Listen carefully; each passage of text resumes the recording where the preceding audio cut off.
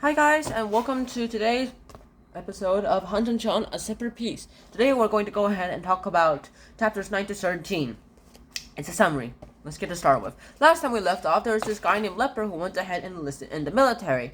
Well, technically the army, but I'm gonna call it the military because that sounds better. And then, of course, Gene himself decides to enlist as well, including this guy named Brickney, who's basically the great political leader inside their little school. With that in their minds, they go ahead and start to enlist, but then Finney comes along, as I mentioned last time, that Finney comes along and they become roommates again. They go ahead and bunk together, and during the summer of 1943, you go ahead and they kind of figure out that, well, now that we're here, how we go ahead and do something crazy.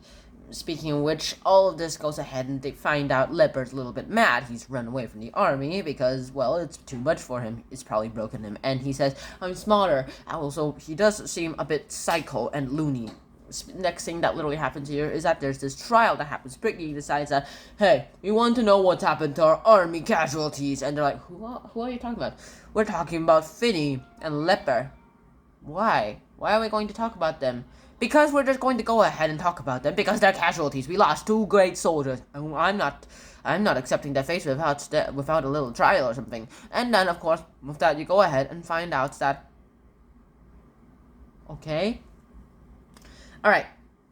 Now that that happened, Finney is sent into the trial along with Gene to find out what's happened, and Gene's all like, alright, so I kinda shake myself. So they're going ahead and they're doing things, and they decide to talk about the day when they're supposed to jump out of the tree. At least they decided that they're going to jump out of the tree. Next thing that happens is that during the trial, something horrible happens. They're like, alright, so I think that Finney is actually kind of guilty of, he's innocent of all this, but Gene is guilty, and everyone's all like, hey, I don't care. And then Finney basically says, I don't care what happens to me. I don't care about the facts. You go get all your facts. He says a bad word to Brickney, but right now I'm going to go ahead and get out. I don't care about any of this, so don't even tell me any of this. And he goes ahead and runs out, and then he falls out the marble stairs that we seen at the beginning of the book.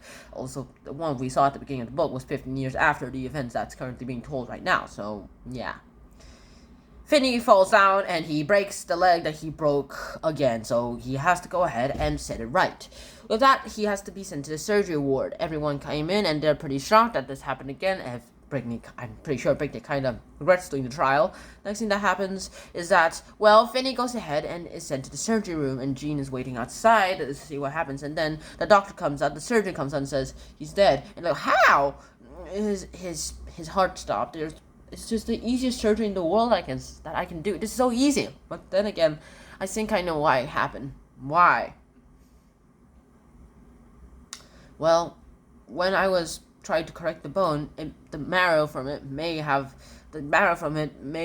got into the blood, and with that, well, it stopped his heart. It clogged the blood, which stopped the heart.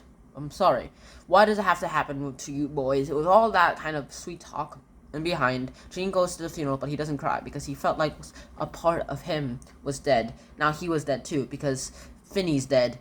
Gene felt dead as well. 15 years later, and then he goes ahead and decides to enlist in the military. He decides to enlist in the Navy, and then with that, you go ahead and figure out that everything is going to be better. Except now that Finney's not here, all their dreams died. They were going to go ahead and Finney himself wanted to train for the 1944 Olympics, but then, unfortunately, because of circumstances, he's not going to be ever doing it again. Not just because he broke his leg once, but because bone marrow went into his bloodstream. And with that, there's not much more we can say.